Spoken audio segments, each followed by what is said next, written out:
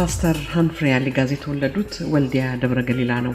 የመጀመሪያ ደረጃ ትምህርታቸውን ወልዲያ እቴጌ ጣይቱ ብጡል፣ ሁለተኛ ደረጃ ደሴ ወይዘሮ ሲሂንና በዳግማዊ ምኒልክ ትምህርት ቤት አጠናቀዋል። በመቀጠልም ወደ አሜሪካ መጥተው መጀመሪያ በኮሌጅ ከዚያም በኋላ በንግድ አውሮፕላን አብራሪነት የሰለጠኑ ፓይለት ናቸው። ፓስተር ሃንፍሪ ባለ 2 ሞተር አውሮፕላን የቤተሰቦቻቸውን ጨምሮ ለሰፋፊ እርሻ ልማት ድርጅቶች መድኃኒት የመርጨት ስራ ላይ ተሰማርተው የቆዩ ቢሆንም ድርጅቱ በመንግስት በመወረሱ በኢትዮጵያ አየር መንገድ ተቀጥረው ባለ 2 ሞተር አውሮፕላኖችን በማብረር ለጥቂት ዓመታት ሰርተዋል። ፓስተር ሃንፍሪ ከ40 ዓመታት በላይ ወንጌላዊ ሆነው የዓለም አቀፍ የኢትዮጵያ ወንጌላዊት ቤተክርስቲያንን በዋሽንግተን ዲሲ በመመስረት አገልግለዋል። አሁንም እያገለገሉ ነው። ዛሬ ለፓስተር ሃንፍሪ ቃለ መጠይቅ ለማድረግ በኢትዮጵያ ወንጌላዊት ቤተክርስቲያን ዋሽንግተን ዲሲ ተገኝቻለሁ። ይሄ ቃለ መጠይቅ ኢትዮጵያውያን በአሜሪካ ኦራል ሂስትሪ ፕሮጀክት ተከታታይ ዝግጅት አካል ሲሆን ከኢትዮጵያ ሄሪቴጅ ፋውንዴሽን እና በሸገር 102.1 ሬዲዮ ትብብር የሚካሄድ ነው። ዛሬ ኖቬምበር 8 2023 ነው። ፓስተር ሃንፍሪ ከኔ ጋር ናቸው። እኔ መዓዛ ብሩ ነኝ ከሸገር ሬዲዮ።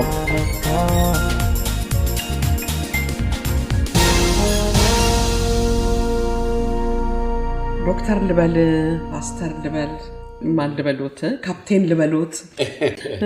በጣም ደስ ያለሽ። ሁሉም ስሜ ነው። ሁሉንም ተቀብያለሁ። መጀመሪያ በጣም አመሰግናለሁኝ። አሁን ባለንበት በእርሶ በሚያገለግሉበት ኢትዮጵያ ወንጌላዊት ቤተክርስቲያን ቅጥር ግቢ በእርሶ ቢሮ ተገኝተን ፈቃዱ ሆነው ይሄንን እንድንቀርጽ ስለፈቀዱልን በጣም አመሰግናለሁ። በቴክኒኩ በኩል የሚረዳንም ወንድማችን ዳንኤልም ከኛ ጋር ነው። አድማጮቻችን በጣም አመሰግናለሁ። ፓስተር እርሶ የተወለዱት ወልዲያ ደብረ ገሊላ ነው። ይንገሩን እስቲ ስለ ልጅነቱ፣ ስለ አስተዳደጎ፣ ስለ አባቶ፣ ስለ እናቶ ስማቸውንም ጨምረው ወንድም እህቶችንም ጨምረው ቢነግሩን ደስ ይለኛል። እሺ፣ ያው እኔ የተወለድኩት በደብረ ገሊላ ወልዲያ ውስጥ ነው እና ያው አባቴ አሊጋዝ ተፈራ ይባላል። በዛ ጊዜ የወልዲያ መዘጋጃ ቤት ሹም ነበሩ እና እዛ የመጀመሪያውን ትምህርቴን እንደተባለው በእቴጌ ጣይቱ ብጡል ጨረስኩኝ። ከዛ በኋላ ወደ አዲስ አበባ መጣ። ከዛ በፊት ስለ እናቱ አልነገሩንም። እናቱ ማን ናቸው? ሮኪያ አይዳሂስ ትባላለች። የአፋር ባላባት ናት። አባቴ አሊጋዝ ተፈራ ይባላል እና በጊዜው ያው የመዘጋጃ ቤት ሹም ነበር። በኋላ ደግሞ የህግ ሙሰኛ በፓርላማ 7 ዓመት አገልግሎ ከዛ ነው የሞተው። በፊት በልጅነቱ ደግሞ የክብር ዘበኛ የወርቅ ባንዲራ ያዥ ነበረ። እና ትንሽ የወርቅ ባንዲራ ያችን ይዞ ረዥም ነው በጣም እንትን ነው እና ያን ነበር የሚሰራው። እንግዲህ ብዙ መንግስትን ያገለገለ በጣም ጥሩ ሰው ነው። እንደገናም ደግሞ በጣም አክራሪ አጥባቂ ኦርቶዶክስ ነው እና በየማለዳው ከሌሊቱ 9 ሰዓት ተነስቶ እስከ ጠዋት ድረስ ዳዊት 2-3 ዳዊት ይደግማል። የተለያየ እንትን ይደግማል እና ትዝ የሚለኝ አንድ ሁሉን ነገር የሚናገረው በማለት ነው። አንድ ነገር ላይ ግን ሲደርስ ጮክ ብሎ ነው የሚናገረው። ሀመ ሞተ ወተሰቀለ ወትንሣኤ ሙታን። ያው ከሱ ነው እንግዲህ በኋላ ይህችን የምትናገረዋን ከፍ ብለን የምትናገረው ምን ማለት ነው አልኩት። ተሰቃየ፣ ተሰቀለ፣ ሞተ፣ ተቀበረ፣ ከዛም በኋላ በትንሣኤ ሙታን ተነሳ ማለት ነው አለ። ምክንያቱም ሮሜ ምዕራፍ 10 9 እና 10 ላይ ስለ ደህንነት እንዴት ደህንነት እንደሚገኝ ሲናገር ሰው በልቡ አምኖ በአፉ መስክሮ ይድናል ይላል። ኢየሱስ ክርስቶስ ጌታ እንደሆነ እግዚአብሔርም አብ ከሙታን እንዳስነሳው ቢያምን ሰው ይድናል ይላል። የመድኃን በቃ እንትን በጣም ቀላል ነው። ይሄች ብቻ ናት። ምክንያቱም ደህንነት ስለማይገዛ ኢየሱስ ክርስቶስ በመስቀል ላይ የጨረሰው ስራ ስለሆነ ከኛ የሚጠበቀው እሱ ማመን ብቻ፣ ሌላ ነገር ምንም እና በጣም የእምነት ሰው ነው፣ አጥባቂ። እናቴ ደግሞ እስላም ናት እና በዚህ ሁኔታ በልጅነት በዚህ ነው ያለፍኩት እና በልጅነቴ በ7 ዓመቴ ጾም ያጾመኝ ነበረ። 16 የልጆች ነው የተባለ ጾሜ ቆርቤ ነው ቤት የምመጣው እና እንደዛ በዛ አይነት ሁኔታ ነው ያደኩት። በጣም የገረመኝ እናቶ የቢትወደድ ወይንም ሱልጣን አሊ ሚራ እህት ናቸው። እንዴት ተፈቅዶላቸው ዳሩላቸው ብዬ ነው። ሙስሊሞች ናቸው እነሱ አይደለ? ሙስሊሞች ናቸው። እሷ እንግዲህ ያው እንደሚባለው የዛን ጊዜ ዳሩላቸው ስለሚባል ነው አይደለ? ዳሩላቸው በጦርነት በየጊዜው ይደረግ ስለነበረ በቃ ለመግባባት ተብሎ ነው የዳሩት ነው የሚሉት። እና ከዛ ደሴ ነው የተወለደችው እሷ። እና በዛ አይነት ሁኔታ ነው እና እዛው አደገች። እዛው በመጀመሪያ ሌላ ባል አገባች፣ ከዛ ባቴን አገባች። ያው እኔ ተወለድኩኝ። እንግዲህ ምንድነው በዛን ጊዜ የነበሩ ባላባቶች የፖለቲካ ጋብቻ ያደርጋሉ ይባላል። እርቅ ከጦርነት በኋላ እርቅ ሴቶቹን ነው እንግዲህ እንደዛ ነበር የተደረገው። ይሁን በዚህ አይነት ሁኔታ ነው እና ወልዲያን በጣም ደብረ ገሊላ በጣም ደስ የሚል ያደኩበት ትንሽ ከተማ ናት። ግን ያው ዋናው ወልዲያ ተብሎ ነው የሚጠራው። እና እንደዛ እነ ጉባ ላፍቶ ምናምን የሚባሉት እዛ ናቸው። ጉባ ላፍቶ አንድ ግጥም ስለማውቅ ነው እኔ እንጀራው ወልዲያ እየተጋገረ ወጡ ጉባ ላፍቶ ይሸተኛ አደረ ወልዶዬ ነው ይሄን የገጠመው። የናሰፋ ባተ አገር ነው። እኔ ልጅ ሆኜ ያሰፋ ባተን አውቀዋለሁ። ያሰፋ ባተ የታወቀ ዘፋኝ ነው። በጣም ማሲንቆን ይዞ እንትን የሚል እና በቃ እሱ የዘፋኝ ሀገር ነው ማለት ይቻላል። እና እንደዛ ነበር። በጣም የወሎ የሙዚቃ የኪነ ጥበብ ሀገር ነው ይባላል። ትክክል ነው። ትክክል ነው። ያራዛን ጊዜ ስናድግ ሪሊ ብዙ እንትን ነበረ። ከጓደኞቼ መካከል አንደኛው አላሙዲ ነበር እና አብረን በልጅነት ማለት አባትየው ነጋዴ ነበሩ። አባትየው ነጋዴ ነበሩ። ሱቅ ነበራቸው እና አብረን ነበር የምንማረው ልጆች ሆነን ማለት ነው። እንደዛ ነው ያለው። በጣም ብዙ ሰዎች ወልዲያ ተወልደው ያደጉ አሉ በዛ ዘመን የምናውቃቸው ማለት ነው። እነ ዶክተር አረጋም ከዛ ናቸው ይመስለኛል። እሱ እንደውም አንድ ክፍል ነበራችሁ? አንድ ክፍል ነበርንና ስለሱ ማውቀው ምንድነው በጣም ብራይት ነው እና እናጥና ፈተና ሲደርስ እናጥና ተባብለን እንሰባሰባለን። አንዳንድ ጊዜ ቡና የጣን ምን እያልን እንዳጠናለን። እሱ ለጥ ብሎ ነው የሚተኛው። ትንሽ ቆይቶ ከኛ ጋር ይተኛል። በኋላ አንደኛ ነው የሚወጣው። አንደኝነቱን ማንም አይወስድበት። ከዛ ስናማው አስጀግሞ ነው በቃ እያልናማው ነበርና በጣም ጎበዝ ነው ማለት አይምሮ ክፍት ነው። በጣም እንዲያስተምረን እንዲያስጠናን ነበር። እሱን እንትን የምንለው እሱ ይተኛል በቃ ተኝቶ ግን አንደኛ ነው።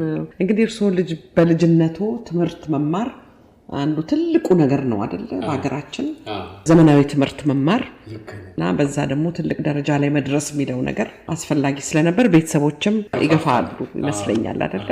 እንግዲህ ሱልጣን አሊ ሚራም በህይወቱ ውስጥ ትልቅ ቦታ አላቸውና እሳቸውንም እናንሳቸው ብዬ ነው። አጎት ናቸው። በጣም ነው እንደ ልጃቸው ነው ያሳደጉኝ። እኛ እንግዲህ እዛ ያደግነው በሞግዚት ነው።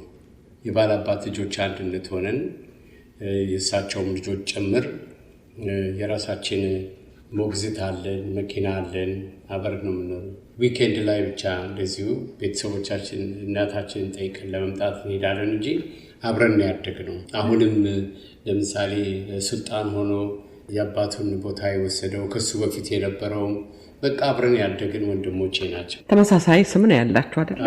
ሃንፍሬ ነው የመጀመሪያው። ይሄ እንደ ሮያል ፋሚሊ ተብሎ እንደሚጠራው እንደዛ ነው። እና ኤለልታ የሚሏቸው ወይም ደግሞ ሃንፍሬ የሚሏቸው ከሳቸው የዘር ሀረግ የመጣ ነው ይሄ ሁሉ። ስለዚህ ሌላ ስም አለውት ማለት ነው። እኔ አባቴ ኃይለ ሚካኤል ነበር ብሎ የሚጠራኝ። እሺ። እና የእናቴ ቤተሰቦች ደግሞ ሃንፍሬ ብለው ነው የሚጠሩኝ። ስለዚህ ግን ያደኩት ከቤተሰቦች ጋራ ሳይሆን ከቢትወደድ ልጆች እና ከቢትወደድ ጋር አፋር ሀገር ስለሆነ ያደኩት ሃንፍሬ የሚለውን ስም ይዤ ቀጠልኩ። ፓስተር ሃንፍሬ እንግዲህ የዛን ጊዜ ዋና ከተማው ዱብቲ ነው? አሳይታ ነው? አሳይታ ነው ዋና ከተማው። እሳቸው ምን አይነት መሪ ነበሩ? በጣም ብልህና አስተዋይ ሰው ነበሩ። በእውነት ሁሉንም በትክክል ነው ይመሩ የነበረውና በጣም ይፈራሉ፣ የተከበሩ ናቸው። ደግሞም ለውጭ ዓለም ኤክስፖዝ ናቸው። ማለትም ሌሊት ማታ ቁጭ ብለው ይሄ የተለያዩ ሚዲያዎችን ይሰማሉ ለምሳሌ ቢቢሲ አረብኛ ይችላሉ። አረብኛ ቢቢሲ ይሰማሉ፣ ቮይስ ኦፍ አሜሪካ የተለያዩትንና ብዙ የፖለቲካል ማይንድ ነበሩ እና ብዙ የገባቸው ሰው ነበሩ። እንግዲህ በዛን ጊዜ እንደው እስከ ዛሬም ድረስ የአፋር ህዝብ በጣም ብዙ ከብት ያለው በግጦሽ ምክንያት ወደ ወሎ ይመጣል ወይም ደግሞ ወደ አዋሽ ይሄዳል አይደለ? እንደዛ በሚሄድበት ጊዜ አንዳንድ ግጭቶች ይኖራሉ አይደለ? በዚህ ላይ ደግሞ መሳሪያ ሁሉም መሳሪያ ታጣቂ ነው። እርሶስ መሳሪያ እንደው ታጥቀዋል? ተኩስ እንማር ነበረ፣ ያስተምሩን ነበር። ጥይቶችን መሳሪያዎችን ይዘን ሄደን ለአደን ሳይሆን ኢላማ ለመማር ተኩስ ነበር እና በጣም የተወደዱ ልጆች በጣም ጎበዞች መርፌ ይሰብራሉ። እውነት በእውነት እና በነጭ ክር ባለው መርፌ ይደረግና ታች አድርገው በቃ ብዙ ጥይት ያልቃል። ግን እና አንደሞ ተኳሾች ናቸው። ምክንያቱም የአፋሮች በቃ ይሄ የጦር ነገር ልባቸው ውስጥ አለ እና ስለዚህ ተኳሾች ናቸው። ደግሞ ሁሉ ባለ መሳሪያ ነው። አንድ ልጅ ትንሽ ወጣት መሆን ሲጀምር የሚመኘው መሳሪያ መያዝ ብቻ ነው። ምክንያት አለው አይደለ? ንብረትን ለመጠበቅም ጠላትም ስላለ ሁልጊዜ ከኢሳዎች ጋር ውጊያ አለ እና ስለዚህ አንዴ የመተው ከብቶችን ይሰርቃሉ፣ ከዛ ደግሞ እንደዚህ ሄደው ያስመልሳሉ። እንዲህ እያለ በቃ የማያቋርጥ እንትን አላቸው። ይህንን ሁሉ እንግዲህ እሳቸው በብልሃት መርተውታል ነው። ከዘመናዊ ትምህርት ጋር እርሶ የሃይማኖት ትምህርትም ተምረዋል ብዬ ገምታለሁ። የሃይማኖት ትምህርት ማለት ቁርአን ቀርተዋል? ተምሬያለሁ። እንግዲህ እንዴት ነው ነገሩ የተጀመረው? በመጀመሪያ ወደ እሳቸው ጋር ስመጣ እኔ ኦርቶዶክስ ነኝ፣ ኦርቶዶክስነቴን አልለውጥም ብዬ ነው የመጣሁት እና እንደውም አዲስ አበባ ምናምን ስንመጣ ለነሱ ስጋ ሲታረድና የእስላም ስጋ ሲበሉ እኔ አልበላም ብዬ የሆቴል ገንዘብ ይሰጠኛል። ሆቴል ሄጄ በቃ የፈለኩት ሆቴል በልቼ እንደሱ ነበርና ልጆቹም የኔ ገንዘብ እንዳለኝ አዩና እኛም የእስላም ስጋ እንበላም የራሳቸው ልጆች ያው ገንዘቡን ለማግኘት ልክ ነው እና እንደዛ ነበርና ስለዚህ እሳቸውም ተውት ልጅ ስለሆነ ግድ የለም ብለው በቃ በዚህ ነገር አይከራከሩኝም ወይም አይሉኝም ነበር። ግን በኋላ ከዛ በኋላ ወደ እምነት ያመጣኝ ነገር ምንድን ነው? ያ ትምህርቴን ጨራርሼ ብዬ ሚስት ጋር ገባሁ። በኋላ ትንሽ ቆይተን ወደዛ እንመጣለን። የጣይቱ ብጡልን ጨረስን እና ወደ ደሴ ደግሞ ይሄዳል። ከዛ ደሴ አንድ ትምህርት ቤት ገብቼ ነበረ፣ ግን አመትም የሚሆን አልተማርኩም። ቶሎ ብዬ ወደ አዲስ አበባ ሄድኩ። አዲስ አበባ ዳግማዊ ምኒልክ ትምህርት ቤት ሃይ ስኩሌን ቀጠልኩኝ። እዛም ደግሞ አልጨረስኩም። አንድ አመት ነው እንደዚህ ሲቀረኝ ወደ አሜሪካ መጣሁ። እንግዲህ እናንተ ንብረት አላችሁ፣ ቤተሰቦቻቸው በጣም ትልልቅ ሰዎች ናቸው። ትክ ብሎ ትምህርት ለመማር መቸገር አለ ወይስ እንዴት ነው? ችግር አለ። መኪና ነበራችሁ? ስለሚታየን የትምህርት ነገር ብዙም አይጥመንም ነበር። ልጆች ነን፣ እንደገና ደግሞ ብዙ ገንዘብ አለን። በተለይ ወደ እንትን ስንሄድ ቤተሰብ ሁሉ ዘመድ እየጠራ እነሱ ገንዘቡን ብዙም አያውቁትም። ገንዘቡ ምን ያፋሮቹ ጥቂት ከሱቅ ከምናምን አንዳንድ ነገር ነው። ላይፍ ስታይላቸው በጣም ቺፕ ነው። እስከዚህ ገንዘብ ያለውን ገንዘብ ምንድነው የሚያደርጉት? ለእኛ ለተማሪዎቹ እዛ እነሱ ያስፈልጋቸዋል ብሎ ያም ሲል ማት ገንዘብ ይዘን ምን ሄደው ወደ አዲስ አበባ ስትሄዱ የላይፍ ስታይላቸው በጣም ቀለል ያለ ነው። እንደ ቤተ መንግስት ነገርም ነበራቸው አይደለ? እሳቸው በሄዱበት ቦታ ሁሉ ቤተ መንግስት ነበራቸው። ለምሳሌ ሰርዶ የሚባል ቦታ ቤተ መንግስት ነበራቸው። ኤልዳር የሚባል በየቦታው አሳይታም እንደዚህ እንትን ይላል። ምክንያቱም አንድ ቦታ አይቀመጡም፣ በየአንድ ቦታ ስለሚሄዱ በየቦታው ብዙ ወታደሮች አሏቸው። ዋናው ገንዘብ ብዙ ገንዘብ ነበረ። እርሻችን ጥጥ ነው የሚያፈራው እና ጥጥ ደግሞ ያው ካሽ ክሮፕ ስለሆነ በጣም ብዙ ገንዘብ ነው የሚገኘው በጥጥ። ስለዚህ የገንዘብ ነገር በቃ በጣም ብዙ ነው ያለው።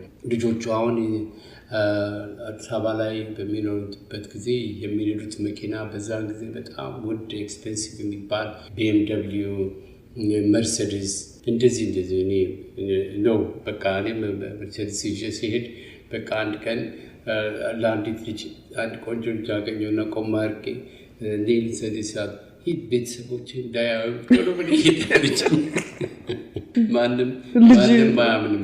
እኛ መኪና በጣም ብዙ አለ፣ ገንዘብ ሲኖር ሌላ ምን የሚያደርገው ነገር የለም። በጣም በገንዘብ ውስጥ ነው ያደገው። በምቾት ነው ያደጋችሁት። ወደ አሜሪካ ሲመጡም በአላማ ነው ወደዚህ የመጡት አይደለ? ለመጀመሪያ ጊዜ ሲመጡ ኮሌጅ ገቡ እና የአብራሪነት ትምህርት እንዲማሩ ነው የተላኩት። መጀመሪያ አስቴሪየር ኮሌጅ የሚባል አለ። እዛ ፕሪፓራቶሪ ክላስ ገባው። ከዛ ወደ ፈርስት ይር ኮሌጅ ጨረስኩ። ከዛ በኋላ ወደ ትምህርት ቤት ሄድኩኝ፣ ወደ ፍላይት ስኩል። ፍላይት ሴፍቲ ኢንተርናሽናል የሚባል በጣም የታወቀ አንደኛ ተብሎ የሚጠራ ትምህርት ቤት በፍሎሪዳ፣ እዛ ነው በትሬኒንግን ያጠናቀርኩ እንትን ያልኩት።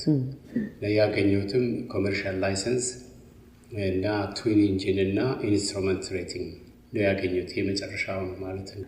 እና እሱን አገኘው። በጣም ጥሩ ትምህርት ቤት ነው። ከዛ ጨርሼ ነው ከዛ ወደ ኢትዮጵያ የተመለስኩት። ስንት ዓመት ቆዩ እዚህ አሜሪካ? እዚህ ወደ 3 ዓመት ተኩል 4 እንደዚህ። እንግዲህ ምን አስበዋል ሱልጣን? አውሮፕላን መግዛት ፈልገዋል አይደለ? በዛን ጊዜ አውሮፕላን መግዛት ማለት እኮ በጣም ትልቅ ነገር ይመስለኛል አይደል? በጣም በዶላር የሀብታቸውንም ልክ ያሳያል። በትክክል 2 አውሮፕላን ነው የተገዛው።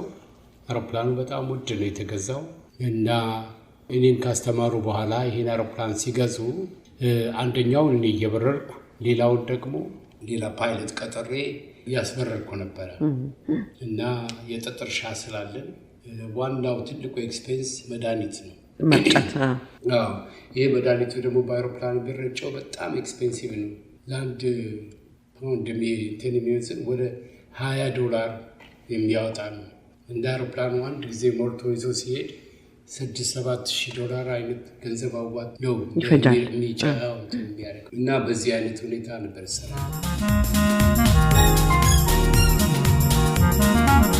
ሬዲዮ ጣቢያው ሸገር 102.1 ዝግጅቱ የጨዋታ እንግዳ ነው። የዛሬ የጨዋታ እንግዳችን ለረጅም ዓመታት ኑሯቸውን በአሜሪካ የመሰረቱት ፓስተር ሃንፍሬ አሊጋዝ ናቸው። እንግዲህ በዛን ጊዜ ስለነበረው እርሻ ደግሞ ብናወራ ደስ ይለኛል። አሁን የገዋኔ ላይ እርሻ ነበረ፣ የገዋኔ እርሻ ልማት። ከዛ ቢቲና የት ነው ደግሞ እንደዚሁ አሳይታ ላይ የጠጠር እርሻ። ጥጥ ብቻ ነው ሌላ ምርት ጥጥ ብቻ ነው። አንዳንዴ በቆሎ የሚሰሩ አሉ፣ ግን ሎካሎቹ ግን ገንዘብ የሚያስገኘው ጥጥ ስለሆነ ሁሉም ወደ ጥጥ ነበር የሚሄደው። እና እናቴ ለምሳሌ የጥጥ መሬት ነበራት። ጥጡ እንትን ሲደርስ እኔ ነኝ ሄጄ ሸጬ ገንዘቡን ይዤ የሚሄደው። እሷ የገንዘቡን ምን የምታደርገው ነገር ያውም የገንዘቡን እንኳን እንትን 100 ብር እና 50 ብር እንዴት ነው የምታውቀው? እንደዛ ነው። በጣም በገንዘብ ውስጥ ነው ያደግነው። እና አፓርትመንት ተከራይተን ለምሳሌ የሳልኮስት ቢልዲንግ የሚባለው ገና አዲስ ሲሰራ ያኔ እኛ እዛ ውስጥ ነበር የምንኖረው። የከተማው ሴቶች እንግዲህ የሊሚራ ልጆች በዚህ ያለፉ የምትባሉበት ጊዜ ነው። እርሻ በጣም ብዙ ኢትዮጵያዊ በተለይ ወጣቶች ካለማያ ግራጁዌት ያደረጉ ወደ እርሻ የተሰማሩበት ጊዜ ነበር እና አብዛኛው ደግሞ ወደዚህ ወደ አምባሽ የሚባል ከወርልድ ባንክ ተበድረው የመጀመሪያዎቹ ገበሬዎች ናቸው። 3 ሆነው የጥጥ እርሻ ጀመሩ። ወዳጆቼ ናቸው፣ አውቃቸዋለሁ። እና ሰው ሁሉ ንብረቱን እየሸጠ ቤቱን እየሸጠ ምን እያለ ወደ እርሻ የሄደበት ዘመን ነበር። ልክ ደርግ የመጣው በቃ በኢኮኖሚ በጣም ሰው ሲነሳ እርሻ ላይ ትኩረት ሲያደርግ ሰው ለስራ ሲነሳሳ ያን ጊዜ ነው ደርግ መጥቶ ሁሉም ነገር ያበላሽ። እንደው አንድ ነገር ግልጽ እንዲያደርጉልኝ ፈልጌ ነው። አሁን በዛን ጊዜ ምንድን ነበር የሚባለው? መሬቱን ከገበሬው ላይ የነጠቁት የግል እርሻ አስፋፉበት እንደዚህ እየተባለ ብዙ ወቀሳ ነበረ እና እነዚህ ሰዎች እውነትም ከገበሬው ላይ መሬቱን ነጥቀው ነው የወሰዱት ወይንስ በኪራይ ነው የወሰዱት ወይስ የማንን መሬት ነው የወሰዱት? አምባሻ አሁን የት ነበር እርሻው? ፋር ውስጥ ነበር? ገዋኔ ውስጥ ወደ አዋሽ ውስጥ ነበር የነበረው። አዋሽ ነው። እነሱ ሁሉ ከገበሬዎቹ እየገዙ እየተከራዩ ማንም በግድ የወሰደ የለም። የዛን ጊዜ እኔ ዘመዶቼ ስለሆኑ ያው ለኛም እርሻ ታርስልናለ፣ ለኛ በቆሎ ታርስልናለ፣ አንተ ደግሞ የፈለከውን አድርግ ብሎ ምንም ሊሚትለስ ነው የሰጠኝ። በጣም በጣም ትልቅ መሬት እና ለነሱ ማረገው ምንድነው ገንዘብ ሰጣቸዋለሁ። እንደገና ደግሞ እርሻ አርስላቸዋለሁ። እኔም ደግሞ ታርሶ የማያውቀው መሬት እያረስኩ ነበር። ልማት በቃ ሲጀምር እዛ ላይ ነው እንትን ያደረጉት። እና የሚገርመው ደግሞ ከተወረሰ በኋላ አሁን የእኛ መሬት ከተወረሰ በኋላ ጥጡን ሰብስበን $90,000 ነው የተገመተው ጥጡ። እና እሱን ዳያባኮል የሚባል አንድ ካምፓኒ ነበር፣ ለሱ ሸጥኩት። ገንዘቡን አልተቀበልኩም እሱን ጥጡን ስላልወሰደ። እና ከዛ ደርግ እንትኑን በወሰዱበት ጊዜ ምን አልኳቸው፣ ይሄ ጥጥ ተሽጧል፣ ይህን ያህል ያወጣል፣ ግን አስጠቅጥቃችሁ በእንትን አድርጋችሁ ወስዳችሁ ሽጡ ብዬ ነገርኳቸው። ምንም እሱን አላረጉም። እንዲሁ ፀሐይ አቃጠለው። ፕላን አድርገው አይደለም የወረሱት፣ ወርሰው ሜዳ ላይ ይጣል። ከዛ በኋላ አሁን ያ መሬት ለስንት ጊዜ እስካሁንም ድረስ ተሰርቶ እንደሆነ አላውቅም፣ ለብዙ ጊዜ አረም በቀለበት እንጂ ማንም የሰራበት የለም። ለምን እንደወረሱትም አይታወቅም። ላይሰሩበት በዛ የወጣውን እንኳን ላይሸጥ ጥፋት ነበረ። መቼም ኃይለኛ ጥፋት ምንድነው መሬት ላራሹ የሚለውን ነገር የተረዳንበት መንገድ ነው እንግዲህ ትልቁ ችግር። አንድ ሰው በቅርብ ጊዜ አናግሬ ነበር። መሬት ላራሹ ሲባል አለኝ፣ እዚህ ሂውስተን ያለ ሰው ነው። መሬት ላራሹ ሲባል እኔ አራሽ ነኝ፣ ዘመናዊ እርሻ አራሽ ነኝ፣ መሬት ላንተ የሚባል ነው መሰለኝ አለ። ነገር ግን ለሚሰራው ስለዚህ እናንተም እንግዲህ እንደዛ አሁን አምባሽ ብዙ ሰዎች ያነሱታል። አምባሽን ዘመናዊ ትምህርት የተማሩ ሰዎች ናቸው። ከወርልድ ባንክ ነው የተበደሩት። እነማን ነበሩ ግን ስማቸውን እናንሳቸው? አንዱ ባዩ ይባላል። አንዱ ግድ የለም ጊዜው ስለረዘመ ረዝሟል። ልክ ነው። በጣም ይገርማል እኮ ደግሞ መሬት ላራሹ። በእርግጥ እኔ ዲቴይሉን ባላቅ እነዚህ ሰዎች እኮ እርሻቸውን ሲሰጡ አንዳንዶቹ ባለማስተዋል በግል በግፍም በምንም ብዙ ሊወስዱ ይችላሉ እንጂ እነኚህ ሰዎች ራሳቸው መስራት ስለማይችሉ እንደ ኪራይ ማድረገው እነሱም ሊጠቅሙ የሚያደርጉት ነበር አብዛኛው። ሌላው ደግሞ ቦሎቄ ነበር በጊዜው። ልክ ነው። እና ወዳጆች ነበሩኝ። እነሱ ሁሉ እየተከራዩ ገንዘብ እየሰጡ እየከፈሉ ይህን ያህል እንሰጣለን እያሉ እየተዋዋሉ ነበር እንጂ በንጥቂያ የወሰደ ወይም ደግሞ አላውቅም። እንግዲህ ዘመናዊ እርሻን ወርሶ በመንግስት እጅ ማድረግ ብዙ ጥፋት አስከትሏል። ገዋኔ እርሻ ልማትን እኔም ለትንሽ ጊዜ ሰርቻለሁ። የኦፊስ ፕራክቲስ ተብሎ በመንግስት እጅ ነበር የነበረው። ልክ ነው። ግን ውጤት አመጣ ወይ ተብሎ ሲታይ ይሄን ያክል አይመስለኝም። እና ግን በግል በተያያዘበት ጊዜ ግን ውጤታማ ነበረ። ዳያባኮ ፋብሪካ ነበራቸው። የጨርቃጨርቅ ነበራቸው። እንደገና ጂነሪ ይሄ ጥጥ መዳመጫ ወደ እንትን የሚመፈልቂያ ነበራቸው። አዲስ አበባ ነው ወይንስ አስመራ ነው ካምፓኒያቸው? እኛ የምንሸጠው ለአዲስ አበባ ነው።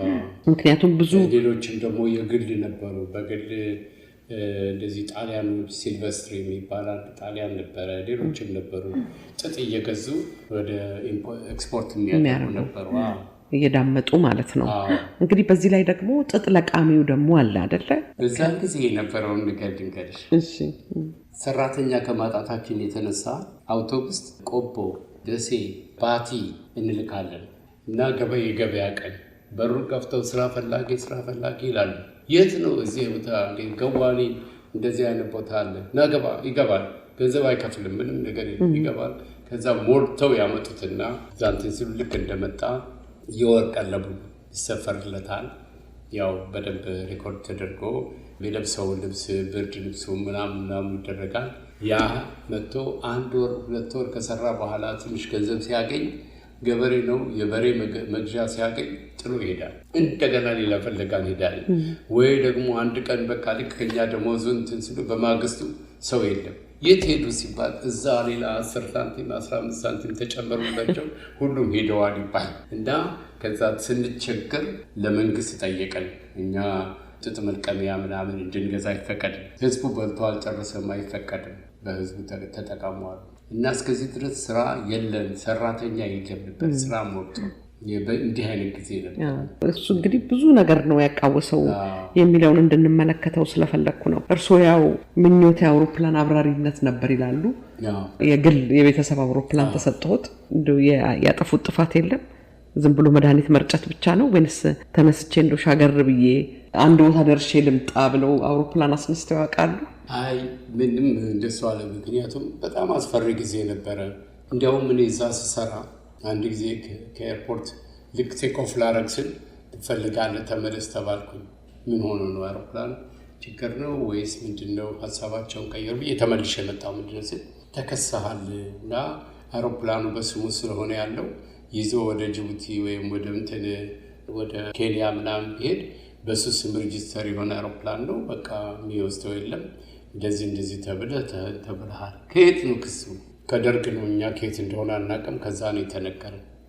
አስቆሙኝና ለ6 ወር ስራ ይባል ነገር የለም፣ ገንዘብ የለም። ምክንያቱም ልክ ስንወረስ እኛ ደግሞ በየዋህነት ያለንን የራሳችንን ገንዘብ የእርሻውንም የምኑ አዲስ አበባ ባንክ አንድ ቦታ ላይ ነበር ያስቀመጥነው። አንድ ብሎክ አረጉት 5 ሳንቲም ሳይኖረን ቀረ። በቃ ከዛና በጣም ችግር ላይ ነበር። ቃይኒ የሸጥኩ ምን እያልኩ ለ6 ወር አንድ ቀን ሰርግ ሄጄ ዘመድ ሰርቀንና ልጃቸው ጠየቀኝ፣ ስራ እንዴት ነው አለኝ። ከስራ ወጥቻለሁኝ፣ አውሮፕላን ይዘህ ትጠፋለህ ተብዬ ከስራ ተከለከልኩ አልኩት። ስለው ማን የከለከለ አለ። እንግዲህ እዛ ያሉ የአየር መንገድ የሚሰሩ ባለስልጣኖች ናቸው አልኩት። ያኔ ጀነራል ታፈሰ ነበሩ፣ እነሱ ናቸው አልኩት። በነገ ሄድና ስራ ገባ አለኝ። እንዴት ስራ ገባለሁ አልኩና ይቀልዳል ብዬ ዝም አልኩ። በኋላ በማግስቱ ስልክ ተደወለልኝ። ትፈለጋለህ፣ የጀነራሉ ቢሮ ትፈለጋለህ ተብዬ ጀነራሉ ዋናው ጀነራል ታፈሰ ጋር ሄድኩ። የኤርላይንሱ መሪ እሳቸው ነበሩ። በል ወደ ስራ ገባ አሉ። አላለቃ የመጣና እንዴ እኮ ከደርግ ቢሮ ነው የታገደው፣ አንተ ሰው ልታስገድለን ትፈልጋለህ? ማን እንደደወለ ታውቃለህ? ምናምን ተነጋገርን። ሂድ ግባ ገባሁ። ለካስ በኋላ ሰማ ከዋናዎቹ ደርጎች አንደኛው ባለስልጣን ነው። ይግቡ ያለው ዘመዴ የሆነው ምንድነው? አውሮፕላኖቹ አልተወረሱም ነበር በዚህ ሰዓት? ተወረሱ ግን በስማችሁ ነው ተወርሰው ያው ይሰራሉ። እኔ ይሰራባቸው ነበር። ከዛ አንዱ ነው እንግዲህ ከዛው ከሚሰሩት መካከል አንዱ ነው የከሰሰኝ ያሉ በኋላ ስሰማ እና እስከ መጨረሻው በኢትዮጵያ አየር መንገድ ስርም ሆኖ እርሶ ነበሩ የሚያበሩት?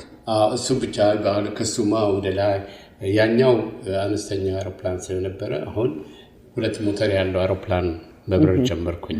ዶሜስቲክ ነው ደሞዜም ተጨምሮ። ዶሜስቲክ ነው። አንዳንዴ ለምሳሌ እንደ ጅቡቲ ምናምን አይነት ቦታ ቅርብ እንሄዳለን እና ዶሜስቲክ ነው። እንደዛ ሆነ። በጣም ከባድ ይመስለኛል። ከዛ ሁሉ ንብረት በኋላ እንደገና ተመልሶ ደሞዝተኛ መሆን። እውነት ለመናገር በቃ ራሴ ለማጥፋት ብዙ ጊዜ ሞክሬያለሁ። ብዙ ጊዜ በቃ ላልብ ቁጭ ብዬ ብዙ አስቤያለሁ። ግን ባለቤቴን እወዳለሁ፣ ልጆቼን እወዳለሁና ለምን ለነሱ አልኖርም ብዬ እንጂ የኔ ኖሮ አብቅቷል። እንደኔ ሀሳብ አብቅቷል። ምክንያቱም በጣም ዲፕሬሽን ውስጥ ነው ያለሁት። አሁን ያ ሁሉ ገንዘብ የነበረው ሰው ባዶ ሲሆን ከባድ ነው።